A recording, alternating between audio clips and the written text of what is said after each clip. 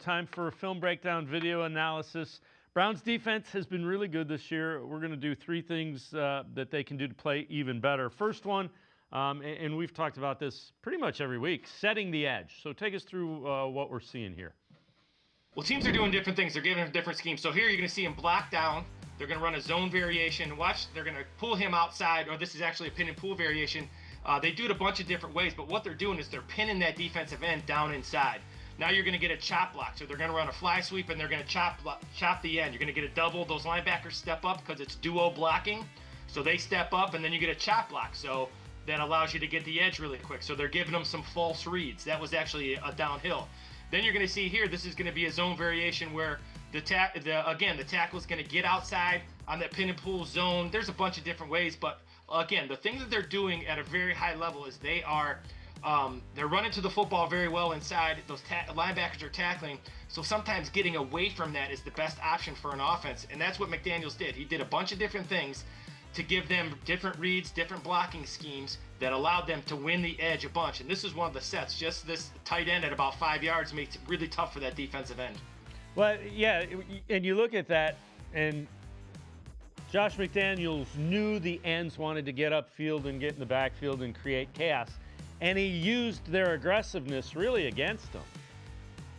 Well, yeah, so you have that, and then you look at this play. That's, you know, when the linebackers see a double team in front of them, their job is to attack vertically because they want to beat that guy who's chipping off on them. So again, when you get the different looks, the linebackers are taught to read their keys. Everybody doesn't. No one has their eyes in the backfield. So if you look at this, when I circle these two double teams right there, those double teams tell the linebackers to come up, and when they come up, now they're not running to the sideline. You get a good cut block, but because those linebackers stepped up, you see all the windows. So it's just really, really tough.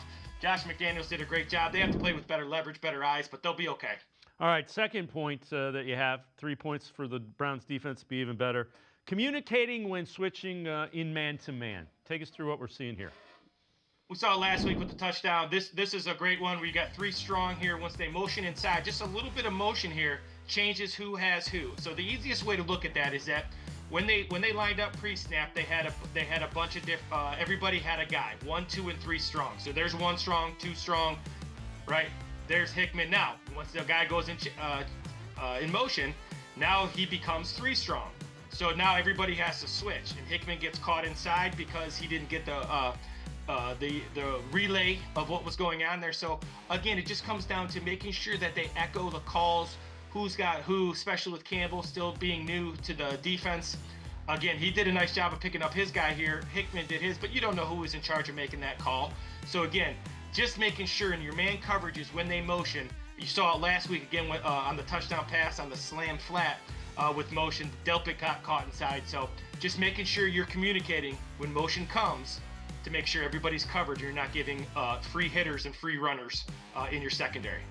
All right, so the third of the 3 points that can make the Browns defense even better than it's been, and we've harped on this, and we know it's a focus, create turnovers. We saw it against the Packers. You saw it against this is a great design here. So you're going to see just a wonderful design by Schwartz. Quarterback should see that they're stacked over there, so something's going on. Jordan Love thinks he's got a free hitter. He does not. They step inside for the interception. This is a great design. A simple turnover, major turnover. Then you have a little drawing here. This is the one he missed last week, and you can see in the red where he's at and how they come. And Schwessinger's going to show Delpit's going to come from depth, and they trick the Dolphins, causes Tua to throw the ball up. You get an interception. So what you get is that what the defense has to do, which I think they've done a great job of, is not hang their head because the offense is not doing their job. Try to make it even easier for the offense and tell them that, you know, we got your back and we'll make it even easier by creating their short field. So they got to, you know, continue to tackle well. They got to continue to, you know, set the edge. They got to continue to do all those things.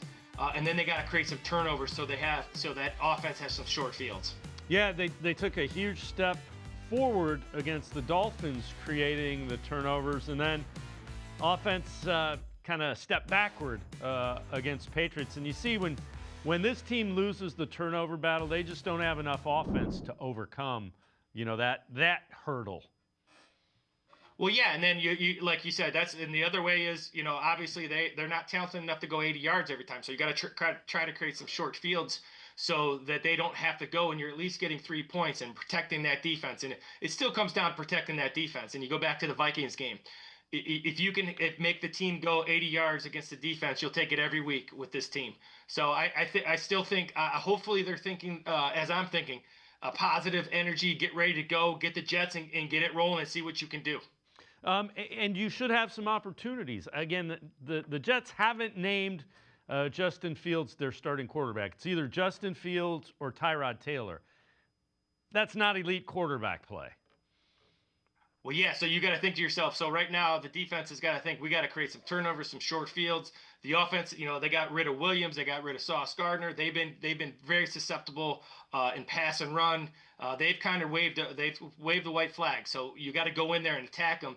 They got to score early, kind of take that momentum. Don't give them any momentum early on.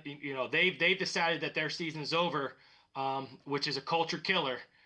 So I hope the Browns don't do that and come out and attack and try to win this football game.